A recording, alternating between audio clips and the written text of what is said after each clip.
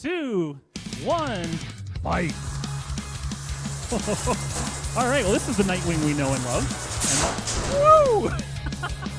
And and that's a one-shot knockout for Nightwing.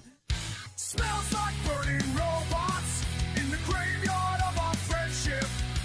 Nothing left but twisted steel and the taste of bitter endings. Smells like burning robots where we used to stand together.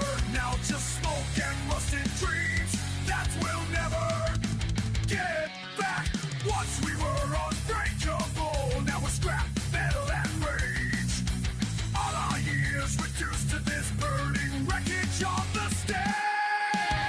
Heading over towards the side, running her out of his blade. Now this is the Nightwing that we know and love. This is what it does. And both of them up to speed nice and fast, making a heck of a noise.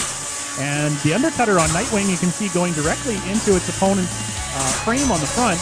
Foam coming off wheels of one of them. I'm not exactly sure which one it was.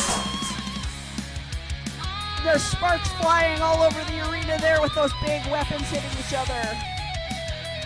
Puts himself into the wall.